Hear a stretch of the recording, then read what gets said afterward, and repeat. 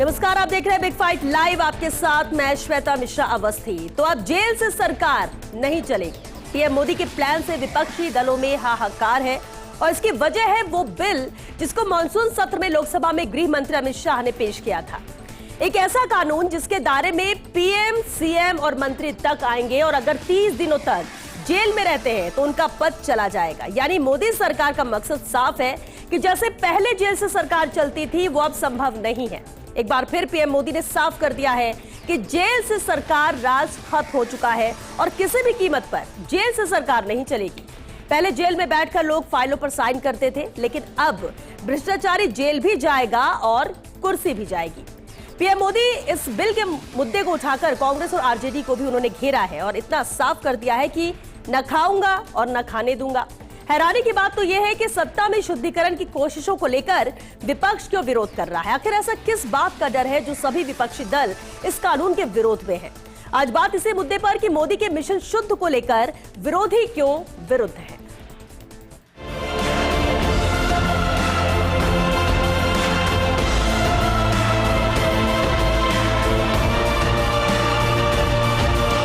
जो जेल जाए उसने कुर्सी छोड़नी चाहिए कि नहीं छोड़नी चाहिए? देश का भविष्य घुसपैठियों को नहीं तय करने देंगे।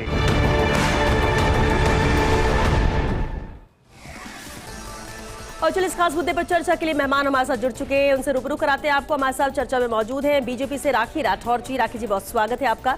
हमारे साथ कांग्रेस से राजेंद्र मेघवाल जी भी मौजूद है, चर्चा में शामिल हुए। राजेंद्र जी, आपका भी बहुत स्वागत है। और कुछ ही देर में राजनीतिक विश्लेषक महेश शर्मा जी भी जुड़ेंगे। शुरुआत राजेंद्र मेघवाल जी आपसे ही करते हैं, क्योंकि इस बार ये जो बिल पेश किया गया, इसमें क्या ऐसा गलत लगता है और क्या वजह है कि विपक्ष इसके विरुद्ध में है? अच्छी बात है, अगर कोई जेल जाएगा तो वो सरकार क्यों चलाएगा? और ऐसा तो है नहीं कि सिर्फ विपक्ष के लिए, कोई भी नेता, वो सीएम हो, मंत्री हो, इवन पीएम हो, हर किसी का अगर कोई ऐसा काम करता है और वो जेल जाता है तो उसकी कुर्सी जाएगी। इसमें क्या डर है आप लोगों को, क्यों विरोध में है? देखिए श्वेता जी, ये जो मोदी जी का जो दावा है ना कि मोदी का मिशन शुद्ध, ये दावा ही अपने आप में इतना खोखला और इतना ही सतही है कि आपको मैं एक तथ्य दूंगा, उसमें आपको लगेगा कि वास्तव में कितने झूठे हैं।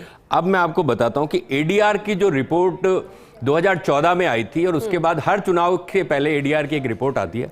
2014 के अंदर 21% सांसद मतलब आपराधिक उसके थे, क्योंकि जो चुनाव में एफिडेविट देते हैं उसके अंदर उस बात का पता चलता है। 2019 में बढ़ के 29% हो गए, 543 में से 159, ठीक है। और 2024 में इंटरेस्टिंग फिगर देखिएगा, 2024 में वो फिगर बढ़कर 46% हो जाता है, 251 543 में से। अब बताइए कौन से अपराधीकरण को रोकना चाहते हैं? जब 2014 से पहले सत्ता में आए थे कि हम विशेष कोर्ट बनाएंगे और जो भी राजनीति का अपराधीकरण उसको खत्म करेंगे और ये जो भी हमारे नेता बनते हैं, सांसद बनते हैं, विधायक बनते हैं, उनको स्पेशल अदालतों के अंदर इनके ऊपर या तो उनको सजा होगी या वो बरी होंगे। दो ही बात है।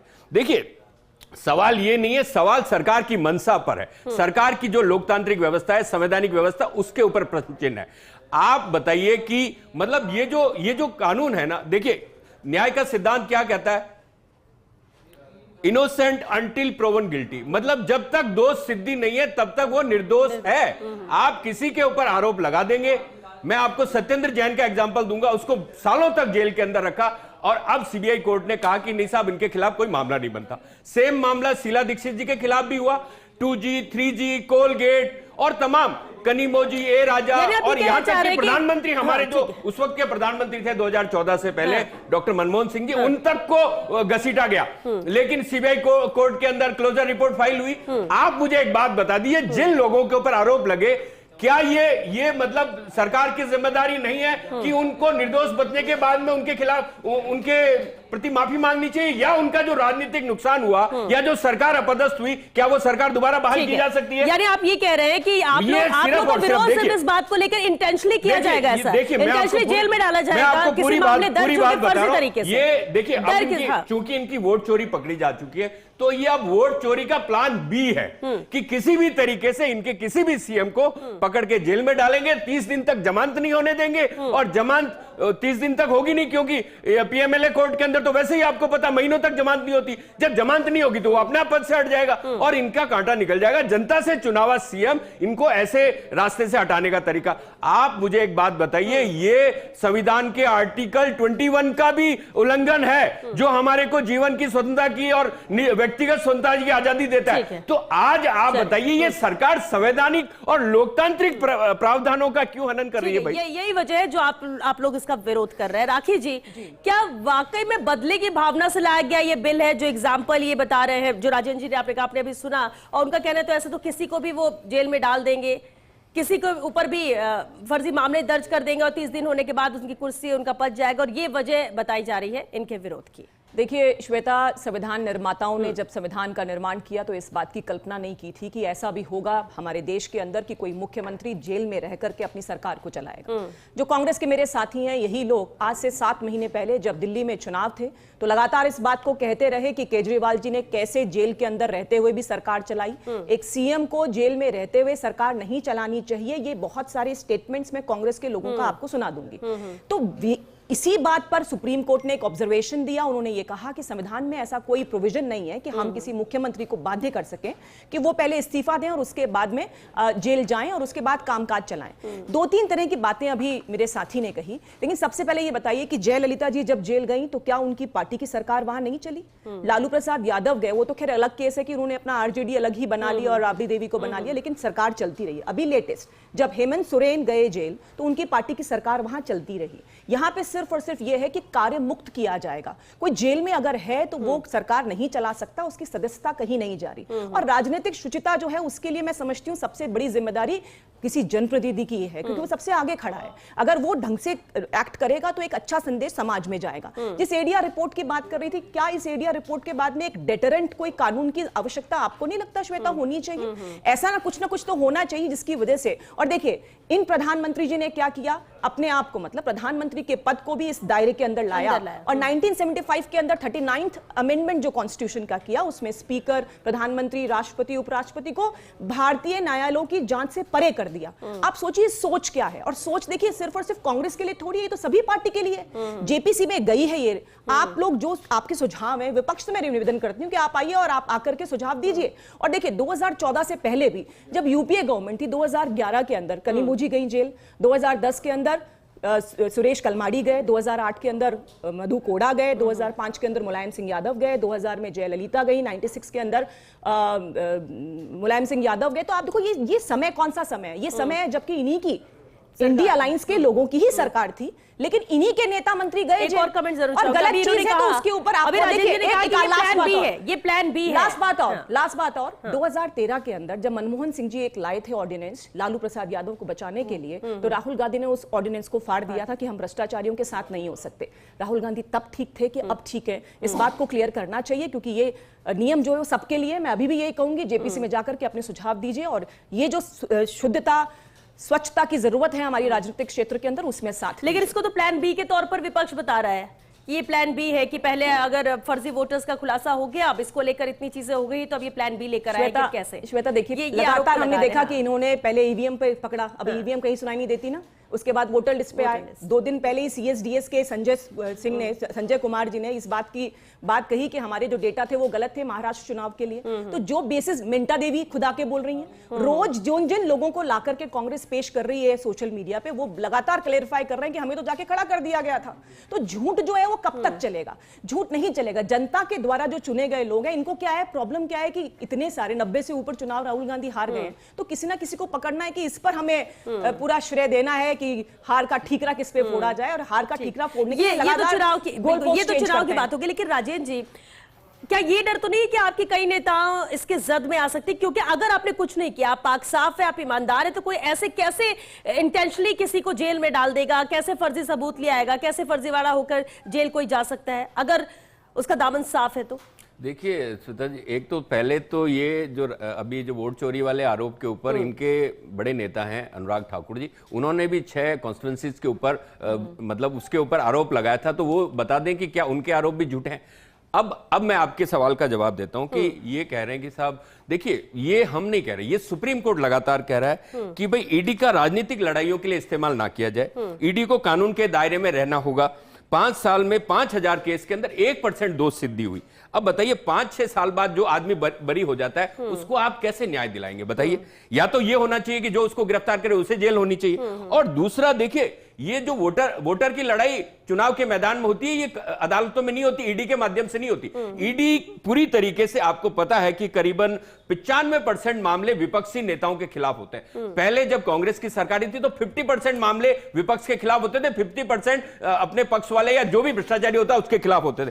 आज बीजेपी में तमाम लोग शामिल हो गए। आपको पूरी की पूरी 25 नेताओं की आप कहो तो मैं लिस्ट पढ़ के सुना दूं, अजीत पवार से लेके आपका हेमंत बिस्वा शर्मा तक, शुभेंदु अधिकारी तक, मुकुल रॉय तक, वो तमाम लोग वो सारे के सारे शामिल हो गए। तो क्या हुआ? आज उनके खिलाफ तो कोई मामला भी नहीं है, उनके खिलाफ कोई मामला भी नहीं है ना, वो अदालत के अंदर भी वो मामले ड्रॉप हो गए। आप बताइए वो ये तरीका क्या है? ये तरीका क्या है? आप विक्टिमाइज करना चाहते हैं, आप राजनेताओं को विक्टिमाइज करना चाहते हैं। और आप देखिए ये हम नहीं कह रहे, सुप्रीम कोर्ट ने गंभीर आरोप लगाए हैं ईडी के ऊपर कि ईडी का राजनीतिक इस्तेमाल नहीं किया जा सकता, क्योंकि ईडी का जिस तरीके से राजनीतिक इस्तेमाल हो रहा है। देखिए पिछले 10 सालों के अंदर 173 जो सांसद है या विधायक है वो बीजेपी में शामिल हुए जिनके ऊपर आरोप थे, और उनके आरोप सारे के सारे खत्म हो गए। तो ये कौन सा तरीका है? राजेश जी वही सवाल है जो बार बार एक बार जवाब भी तो लेते जाए। आप आरोप लगा रहे थे राखी जी, ये बात बार बार विपक्ष की तरफ से उठाई जाती है, और ये ठीक है। और सत्येंद्र जैन का मामला तो आपको ताजा ही है ना। देखिए सत्येंद्र जैन जवाब भी लेने दीजिए, सत्येंद्र जैन का जरूर आप सवाल कर लीजिएगा, आप जो सवाल कर रहे जवाब भी तो लेने दीजिए। राजेश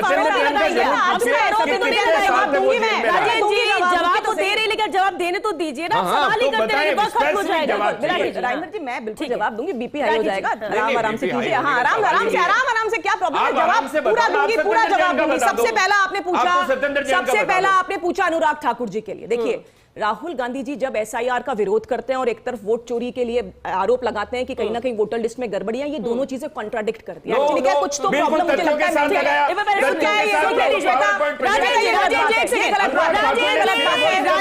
आप इस तरह से बीच में इंटरप्ट नहीं करेंगे, आप बीच में इंटरप्ट नहीं करेंगे। राजेंद्र मेघवाल जी हर बार की यही प्रॉब्लम है, आप सुनना चाहते नहीं है, आप क्यों नहीं सुनना चाहते? जब मैं बोल रही हूँ तो पहले सुन ले, मैंने भी आपको सुनाया ना, तो वही बात राहुल गांधी के प्रेजेंटेशन को वही बात रिपीट करी और अनुराग ठाकुर की बात को सच मान रहे हैं। बात हो गई आपको। देखिए मुख्य चुनाव आयोग कह रहे हैं कि सामने सिस्टम का मामला ही नहीं बनता है, पूरा का पूरा अशोक लवासा कहते हैं कि ये पूरी तरीके से मामला नहीं है, फिर भी आप कह रहे हो जवाब भी चाह रही है, जवाब भी चाहते हैं, मुख्य चुनाव आयोग क्या कह रहे हैं वो सवाल अगर वो जवाब दे पहले सुन लीजिए। राजन जी आपको ऑब्जेक्शन है तो अपने टंग पे बोलना, वैसे ठीक है वापस मैं आप करोगे ना, आप दो अशोक लवासा के ऊपर जवाब दीजिए। आप सत्येंद्र जैन का जवाब दीजिए, आप ओपी रावत का जवाब दीजिए।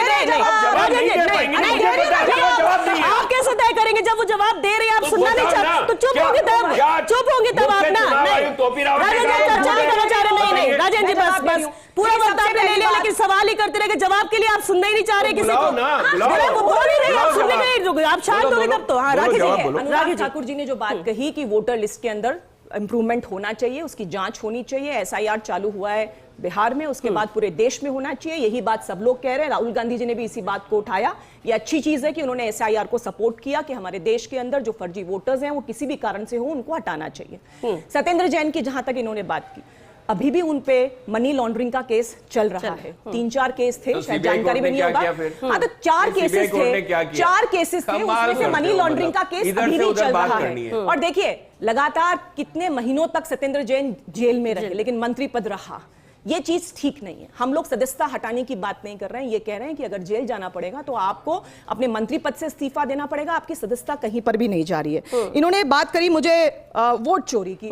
वोट चोरी की बात देखिए, जो बेसिस था आपका डेटा था, वो डेटा गलत आ गया। सीएसडीएस ने, संजय कुमार ने कह दिया कि डेटा गलत था। जिस बेसिस पे महाराष्ट्र चुनाव के अंदर असेंबलीज में आपने कहा कि वोट बढ़ गए, वो गलत डेटा के आधार पर कहा गया था, इसीलिए उस बात को निराधार मैं कहूंगी। तीसरी चीज देखिए, देखिए अब आप बार-बार बात करेंगे, सिर्फ एक विधानसभा का मामला था, महाराष्ट्र का मामला है सर, महाराष्ट्र का मामला है। और उस असेंबली में भी देखिए, कर्नाटक की जो गलत बात देखिए, जिस कमाल कर रहे हो आप, मतलब बैंगलोर सेंट्रल की, देखिए बैंगलोर सेंट्रल के लिए अरे राजेंद्र जी सुन तो लीजिए, आप देश के सामने राजेंद्र जी सुन तो ले लिए, आपके प्राइम मिनिस्टर एक्सपोज हो चुके हैं, आपके तमाम नेता एक्सपोज हो चुके हैं।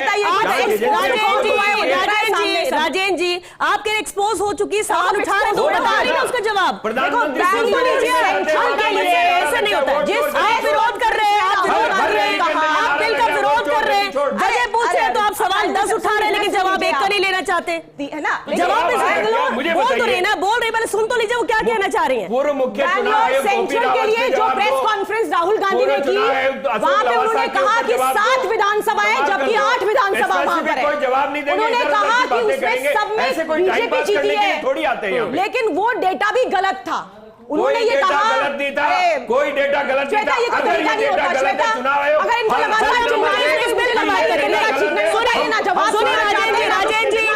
राजेंद्र जी इस बिल पर बात कर रहे हैं, इस बिल पर बात कर रहे हैं, विरोध आप लोग कर रहे हैं, ये बताइए इसमें गलत क्या है? अगर आमजन से भी रिएक्शन आते हैं इसमें गलत क्या है? जो गलत कर रहा है वो सलाखों के पीछे होना चाहिए, सलाखों के पीछे होना चाहिए। चिल्लाएंगे बीच में तो चिल्लाना हमको भी आता है। अगर गलत देखिए जनता ने जिसको चुना है वो फैसला लेगा, जनता ने चुना है। अगर आपके राहुल गांधी फेलियर है तो ये फ्रस्ट्रेशन यहाँ पर आके दिखाने की जरूरत नहीं है।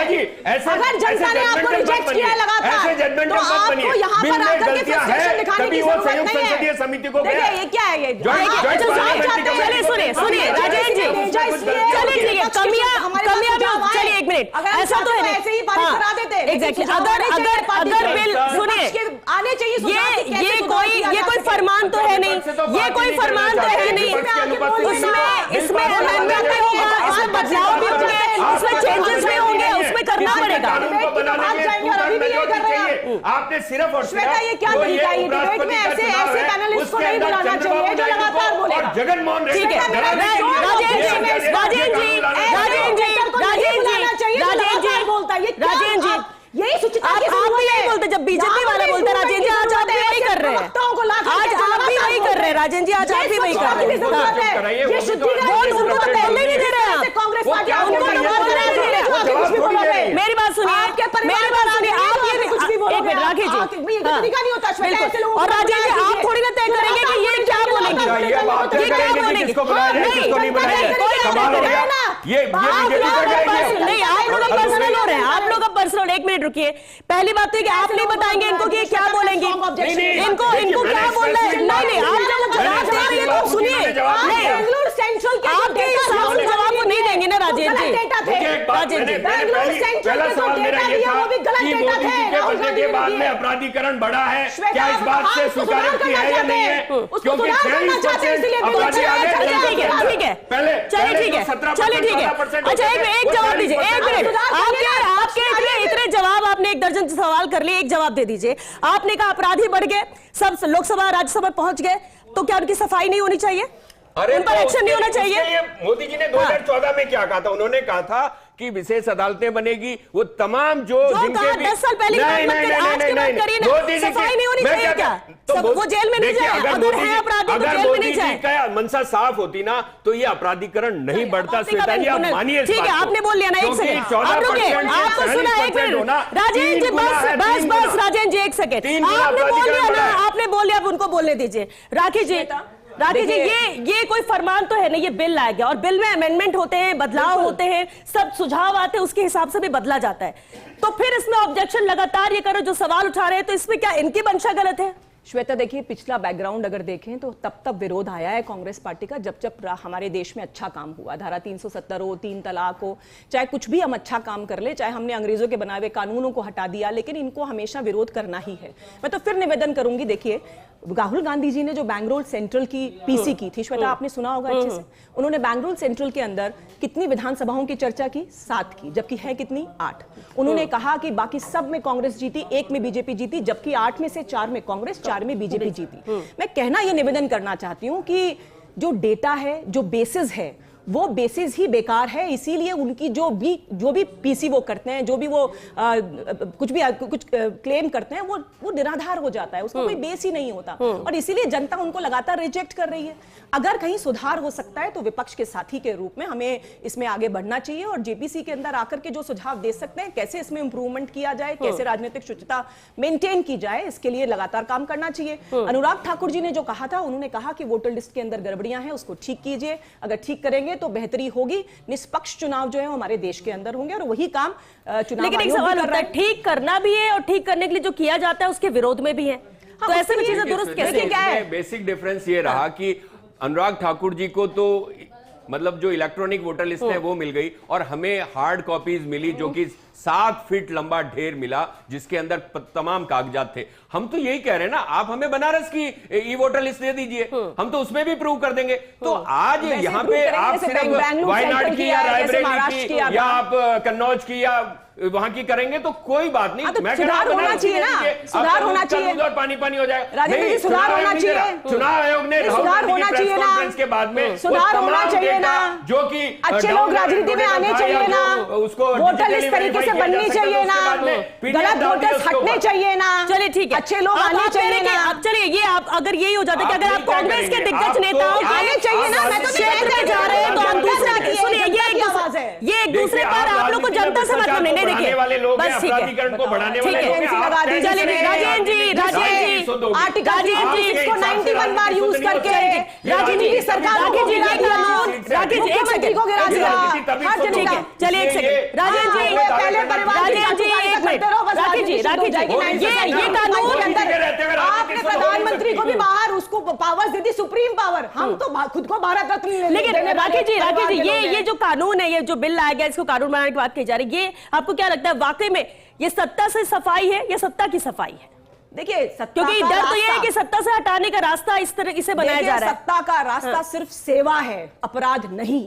ये बहुत ही कठोर और गंभीर जो एक पूरा एक मैसेज देने का सवाल के नहीं हो सकती। सेवा जेल में अपराधी है तो उसको सजा मिलनी चाहिए, चाहे वो आप हो, चाहे मैं हूं, चाहे प्रधानमंत्री हो, चाहे मुख्यमंत्री हो, चाहे मंत्री हो। नियम सबके लिए एक होना चाहिए। वो जमाना नहीं है कि प्रधानमंत्री को आप दायरे से बाहर निकाल दो न्यायालय के। ऐसा नहीं होगा कि मैं खुद रहते हुए अपने आप को भारत रत्न दे दूं। इस तरह की चीजें हमारे देश में होती थी, उसको रोकने का काम अगर कोई कर रहा है तो उसका सपोर्ट करना चाहिए। जनता भी सपोर्ट कर रही है और मुझे पूरा विश्वास है कि विपक्ष भी सपोर्ट करे। मैंने एग्जांपल दिया ना आपको, जयललिता गई तो उनकी पार्टी की सरकार चली गई क्या? लालू यादव गए, उनकी पार्टी की सरकार चली गई क्या? हेमंत जी अभी गए जब तो उनकी सरकार चली गई झारखंड के अंदर। नहीं होता ऐसा, लेकिन गलत काम करोगे तो होगा। और केजरीवाल के लिए जो पार्टी लगातार कह रही थी कि जेल में रह करके मुख्यमंत्री पद नहीं संभालना चाहिए, अब वो अपना स्टैंड चेंज ठीक है। राजेश जी, इस बिल या कानून को लेकर सवाल नहीं, हम बीजेपी कांग्रेस में, लेकिन एक बात बताइए, राजनीति में इतने वक्त से आप अपनी पार्टी को ही प्रेजेंट कर रहे हैं या इतने डिस्कशन में हम आते, कितने मामले दशकों से भी चले जाए तो कितने बड़े बड़े घोटाले, आपको ये तो मानते होंगे ना आपकी भ्रष्टाचारी है, अपराधी है, घोटालों में लिप्त है, फिर वो कोई भी बड़ा चेहरा और मजबूत पावरफुल क्यों ना हो, वो सलाखों के पीछे होना चाहिए, वो किसी भी पार्टी का हो। देखिए, अगर होना चाहिए या नहीं होना चाहिए, मैं कह रहा हूं कि निश्चित रूप से सलाखों के पीछे होना चाहिए, लेकिन अगर जांच एजेंसी निष्पक्ष है तो, अगर सीबीआई ने ईमानदारी से मामला दर्ज किया तो, अगर ईडी ने, मैं आपको बता रहा हूं ना, ईडी का पूरा का पूरा 10 साल का रिकॉर्ड उठा के देख लीजिए ना, 1% का कन्विक्शन है, 1% से भी कम का है। आप कैसी बातें करते हो? जो ईडी पूरी की पूरी मोदी जी के ऊपर मतलब निर्भर करती है। और देखिए, मतलब सुप्रीम कोर्ट ने ईडी के जो निदेशक है उसके लिए भी आरोप लगाया था कि आप बार-बार इनको सेवा विस्तार दे रहे हो, ये ठीक नहीं है। तो पूरी तरीके से आप सीबीआई को, इनकम टैक्स को, ईडी को और अब तो चुनाव आयोग को अपने फायदे के लिए इस्तेमाल करोगे तो इस देश का न तो लोकतंत्र बचेगा और न ही संविधान बचेगा। क्योंकि संविधान का आर्टिकल 21 है ना, जो कि व्यक्तिगत स्वतंत्रता की इजाजत देता है, उसके अंदर आप किसी भी आदमी को किसी आरोप के अंदर जेल में बिठा दोगे, 30 दिन तक उसकी जमानत नहीं होने दोगे और आप कहोगे स्वतंत्रता नहीं है, आर्टिकल 21 सस्पेंड होगा उसके लिए जो अपराध करेगा, जॉइंट पार्लियामेंट्री आर्टिकल 21 सस्पेंड होगा उस व्यक्ति के लिए जो खत्म हो गया, गलती है। चलिए ठीक है, इस कानून को बना नहीं सकते, इन्होंने सिर्फ गीदड़ भक्ति दिखाने के लिए कानून लेके आए, इसका डर दिखाने के लिए। के लिए भी यही कहा था, किसको डर दिखाने, किसको डराना है, किसको डराना है? मोदी जी ये करके दिखाएंगे सर। इस कानून से कोई आपने धारा 370 हटाने के लिए भी यही कहा था, दुरुपयोग करना मोदी है तो कैसे कैसे, किसको डराने के लिए? एक लाइन राजनीति किसको डराने? चंद्रबाबू नायडू को, क्योंकि जो हमारा इंडिया गठबंधन का जो कैंडिडेट है वो आंध्र प्रदेश से है। चंद्रबाबू नायडू को डराना चाहते हैं पार्टी जो है और भोपाल गैस कांड के लोगों को बाहर निकालने का काम किया। स्टालिन को डराना चाहते हैं। घोटाले जो है वो कांग्रेस पार्टी की छवि को खराब कर रहे हैं। जबकि उपराष्ट्रपति ये स्टेटमेंट से ऐसे लोगों को तो आपने अपना कैबिनेट बनाया, वो सही कह रहे थे कि कांग्रेस पार्टी की छवि बहुत खराब है। चलिए ठीक है, ये आने वाला वक्त बताएगा, ये आने वाला वक्त बताएगा मंशा क्या थी, क्या हुआ, ये आने वाला वक्त बताएगा। लेकिन फिलहाल क्योंकि वक्त खत्म हो गया, क्योंकि वक्त खत्म हो चुका है। शुक्रिया शुक्रिया शुक्रिया आप दोनों का, शुक्रिया इस चर्चा में शामिल होने के लिए। देखिए अब मिशन शुद्ध है, विरोधी यहां पर अगेंस्ट में है, वो नहीं चाहते हैं इसे। अभी चर्चा में आपने भी सुना कि किस तरह से अपनी अपनी बात यहां पर रखी जा रही है, लेकिन इतना जरूर है कि कोई भी अपराधी हो, भ्रष्टाचारी हो, वो सत्ता में रहे, वो सीएम या मंत्री पद पर रहे, किसी भी पद पर रहे, अपने पावर का दुरुपयोग करे, क्या ये सही है? और अगर इसके लिए कानून लाया जाता है तो वो गलत कहाँ है? लेकिन फिर भी अगर विपक्ष सवाल उठा रहा है या फिर इस बात का डर है कि इंटेंशनली यहां पर किसी को परेशान किया जा सकता है, या इंटेंशनली सत्ता से हटाने की कोशिश के तहत ये लाया जा रहा है, किसी को डराने के लिए लाया जा रहा है, कई सवाल विपक्ष में होने के नाते ये डर भी जायज है। लेकिन आने वाला वक्त बताएगा कि आखिर ये कितना महत्वपूर्ण रहने वाला है, क्योंकि अगर सत्ता में आसीन जो चेहरे, जो प्रतिनिधि हैं और उनकी संख्या लगातार आपराधिक मामलों में या भ्रष्टाचार के मामलों में लगातार बढ़ रही है, तो उसे लगाम लगाने की जरूरत है। और अगर उसके लिए ये रास्ता है या कोई और रास्ता अपनाया जाए तो भी आम जनता जरूर इस पर साथ देगी, क्योंकि जिस जगह पर ये बैठे, जिस मजबूती के साथ, वहां पर ईमानदार लोगों की जरूरत है, जनसेवकों की जरूरत है, ऐसे किसी की नहीं जो अपने लिए सोचे। और इसलिए कहीं ना कहीं चिंता का विषय जरूर है कि आखिर विपक्ष विरोध कर रहा है तो क्यों, और आने वाले वक्त में इसे लेकर क्या देखने को मिलता है। बहरहाल बिग फाइट लाइव में आज के लिए बस इतना ही। नमस्कार।